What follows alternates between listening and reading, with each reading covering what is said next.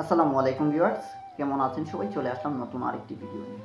আজকের ভিডিওটা হলো সঠিক নিয়মে কিভাবে লেকার পালিশ করতে হয় এবং কি কি প্রয়োজন হবে এই সঠিক নিয়মে লেকার পালিশ করতে গেলে, এই পুরো বিষয় নিয়ে কিন্তু আজকের ভিডিওটা। তো ভিডিওটা সবাই না টেনে শেষ পর্যন্ত দেখবেন। ভিডিওটি যদি আপনাদের কাছে ভালো লেগে থাকে অবশ্যই লাইক, কমেন্ট, শেয়ার করে দিবেন। আর আপনি যদি আমার চ্যানেলে নতুন দর্শক হয়ে থাকেন অবশ্যই আমার চ্যানেলটিকে সাবস্ক্রাইব করে পাশে থাকা বেল আইকনটি প্রেস করে দিবেন। তো বেশি কথা না বাড়িয়ে মেইন টপিকে চলে যাই। লেকার পালিশ এমন একটা জিনিস আমরা কম বেশি সবাই করতে পারি। যারা মিস্ত্রি আছি, লেকার পালিশের যে মিস্ত্রি আছি আমরা সবাই কিন্তু লেকার পালিশটা করতে পারি, বাট আমরা অনেকেই সঠিক নিয়মটা জানি না। সঠিক নিয়মটা না জানার কারণে আমাদের লেকার পালিশের ফার্নিচারে আমরা যখন কালার ফিনিশিংয়ের কাজ করি তখন দেখা যায় যে আমাদের কালারটা ফাটা দিচ্ছে, ঘোলা দিচ্ছে, প্লাস আমাদের কালারের মধ্যে বালু বালু আছে এবং আমাদের কালার যেটা আমরা যেই কালারটা আমরা করতে চাই ওই কালারটা কিন্তু আমরা মিলাইতে পারি না। এবং আমরা যখন কালার ফিনিশিংয়ের কাজটা শুরু করি প্রথমে কিন্তু আমরা যখন গ্লেজটা মারি তখন কিন্তু গ্লেজটা অনেক হাই আসে, গ্লাসের মতো চলে আসে। 2-3 ঘন্টা পরে দেখা যায় যে ওই হাই গ্লেজটা ম্যাট হয়ে যাচ্ছে। এই প্রবলেমগুলো কেন হচ্ছে এবং এই প্রবলেমগুলোর সমাধানটা কি, এই পুরো বিষয়ে আজকের এই ভিডিওটা স্কিপ না করে দেখবেন। সব কিছু আজকে এই ভিডিওর মধ্যে ডিটেলসে আপনাদেরকে বলবো এবং এই সঠিক নিয়ম অনুযায়ী যদি আপনারা লেকার পলিশের কাজ করতে পারেন আপনাদের ফার্নিচারে হাই গ্লেজ আসবে। যেমন ধরেন গ্লাসের মতো হয়ে যাবে আপনাদের ফার্নিচারের গ্লেজটা, আপনারা চেহারা দেখতে পারবেন যদি এই নিয়মগুলো আপনারা মেনে কাজ করতে পারেন। প্রথমত নিয়ম নাম্বার 1, প্রথম যে নিয়মটা সেটা হলো ভালো করে ফার্নিচারটাকে পরিষ্কার করতে হবে, ঘষাতে হবে, ভালোভাবে ঘষাইতে হবে, ক্লিয়ার সিলার মারতে হবে, ব্রাউন সিলার মারতে হবে। মারার পর ব্রাউন সিলারটা ঘষাতে হবে, ক্লিয়ার সিলারটাকে ঘষাতে হবে এবং যদি কোনো জায়গায় কোনো ধরনের পুটিন লাগে সেক্ষেত্রে পুটিনটাও মারতে হবে। সব কিছু কমপ্লিট করার পর আপনারা সুন্দরভাবে ফাইবারটা টানবেন। ফাইবারটা টানার পর আমরা যখন কালারটা মিক্স করব, কিভাবে মিক্স করব, সঠিক নিয়মটা কি। তো আমরা অনেকেই আছি আমাদের আইডিয়া অনুযায়ী কালার মিক্স করে ফেলি, যার কারণে আমাদের কালারটা অ্যাকুরেটভাবে হয় না, আমাদের কালারটা ফাটা দিয়ে দেয়, আমাদের গ্লেজটা ম্যাট হয়ে যায়। তো সঠিক নিয়মটা কি এইটাই আজকে বলবো। কালার মিক্স করার সঠিক নিয়মটা হলো, যেমন ধরেন আপনি একটা বক্স খাটের মধ্যে কালার মারবেন, তো একটা বক্স খাটের মধ্যে কালার মারার জন্য আপনি কতটুকু কালার মিক্স করবেন, এটা হলো মেইন পয়েন্ট। একটা বক্স খাটে কালার মারার জন্য 300 গ্রাম ক্লিয়ার সিলার, 200 গ্রাম টপকুট নিতে হবে।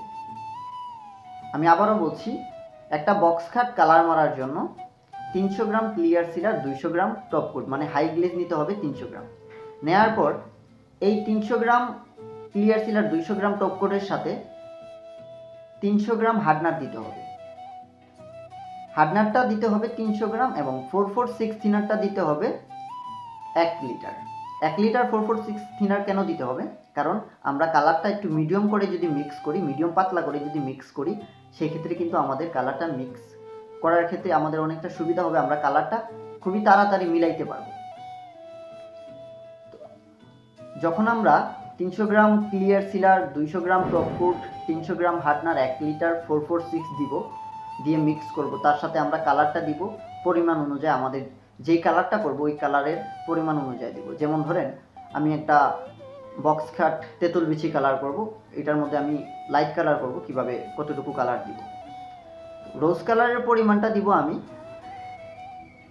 50 গ্রাম, মেগুনি কালারের পরিমাণটা দিব আমি 100 গ্রাম, যাতে আমার কালারটা মিডিয়াম লাইট থাকে। আর যদি আমি একেবারে লাইট রাখতে চাই সেক্ষেত্রে আমি রোজ কালারের পরিমাণ দিব 100 গ্রাম, মেগুনি কালারের পরিমাণ দিব 50 গ্রাম, তাহলে আমার কালারটা লাইট থাকবে।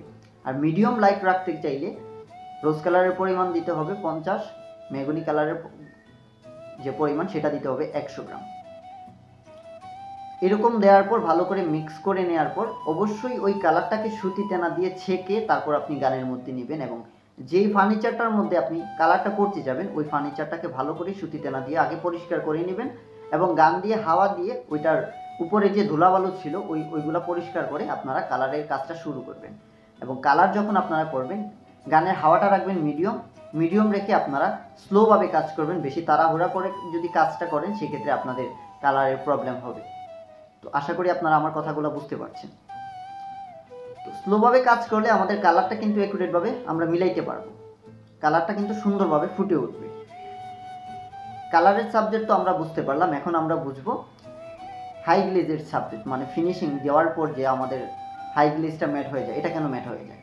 তো আমরা অনেকেই কিন্তু যখন আমরা হাই গ্লেজটা মিক্স করি হয়তোবা থিনারের পরিমাণটা বেশি দিয়ে দেই কিংবা হার্ডনারের পরিমাণটা বেশি দিয়ে দেই, যার কারণে আমাদের হাই গ্লেজটা দাস দাস হয়ে বের হয়ে আসে এবং ওই দাস দাস হওয়ার কারণে আমাদের হাই গ্লেজটা ঘন্টা 2-1 পরে এই হাই গ্লেজটা কিন্তু ম্যাট হয়ে যায়।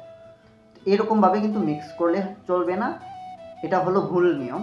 সঠিক নিয়মটা হলো 1/2 লিটার হাই গ্লেজের সাথে 250 গ্রাম হার্ডনার এবং 400 গ্রাম 446 থিনার দেওয়ার পর আপনারা ভালো করে নাড়াচাড়া দিয়ে মিক্স করে নেবেন এবং অবশ্যই ওই হাই গ্লেজটাকেও সুতি কাপড় দিয়ে ছেঁকে গানের মধ্যে নেবেন এবং আপনি যেই ফার্নিচারটার মধ্যে হাই গ্লেজটা মারতে যাবেন ওইটাকে পুরাতন 240 পেপার দিয়ে একেবারে রাফ একটা পাতলা করে একটা ঘষা দিবেন, দিয়ে হাওয়া মারবেন, মেরে আবারও সুতিতে না দিয়ে পরিষ্কার করে নেবেন, যাতে এটার মধ্যে কোনো ধরনের ধুলাবালু কিংবা কোনো ধরনের ময়লা না থাকে।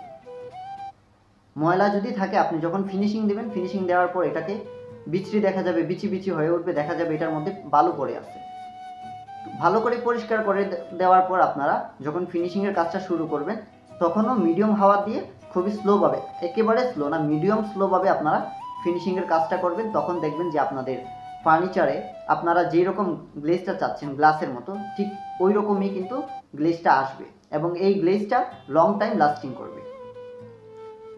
আর যদি আপনাদের ফিনিশিং দেওয়ার ক্ষেত্রে আপনাদের হাই গ্লেজটা একটু ঘোলা হয়ে যায়, সেই ক্ষেত্রে আপনারা 4-1 থিনার 1 ডিপা ইউজ করবেন। বেশি 4-1 থিনার ইউজ করবেন না, 1 ডিপা 4-1 থিনার ইউজ করবেন। সেই ক্ষেত্রে কিন্তু আপনাদের কোনোভাবেই ঘোলাটা আর আসবে না, আপনাদের ফার্নিচারে কোনো ধরনের ঘোলা ভাব থাকবে না। আর লেকার পালিশের কাজটা করতে হয় মিডিয়াম রোদ্রে, আর যদি বৃষ্টি বাদলের দিন থাকে সেই ক্ষেত্রে কিন্তু লেকার পালিশের কাজটা করা যায় না, ফিনিশিং দেওয়া যায় না, কালার করা যায় না, সেই ক্ষেত্রে কিন্তু ঘোলা দিয়ে দেয়। তো আশা করি এই বিষয়গুলো আপনারা হয়তো আগে থেকে জানেন, আর যারা জানেন না তারা এই ভিডিওটা দেখলেই জানতে পারবেন। তারপর আরেকটা সমস্যা হলো, আমরা যখন ফিনিশিং দেওয়ার পর আমাদের ফার্নিচারটা শুকিয়ে যায়, আমরা যখন ওই ফার্নিচারটার মধ্যে হাত দিই, হাত দেওয়ার সাথে সাথেই কিন্তু হাতের একটা আপ বসে যায়, হ্যাঁ, ওইটা দাগ বসে যায়। এটা কেন হয়? এটা হয় আপনি যখন অতিরিক্তভাবে ফিনিশিংটা দেন, মানে গ্লেজটা যদি আপনি যে জায়গার মধ্যে 2 টান প্রয়োজন ওই জায়গার মধ্যে আপনি যদি 3 টান দেন, সেই ক্ষেত্রে কিন্তু গ্লেজটা বেশি আসবে, ঠিক আছে, বাট এই ধরনের প্রবলেমটা দেখা দিবে, হাতের চাপ পড়ে যাবে। তো এই প্রবলেমটা সমাধান হলো, যে জায়গায় 2 টান প্রয়োজন সেই জায়গায় 2 টানই দিবেন, অতিরিক্ত দিতে যাবেন না। অতিরিক্ত দিতে গেলেই কিন্তু এরকম প্রবলেমের মুখোমুখি আপনারা হবেন। তো আশা করি আমার কথাগুলো আপনারা বুঝছেন। তো ভালো থাকবেন সবাই, দেখা হবে নতুন আরেকটা ভিডিওতে। আল্লাহ হাফেজ।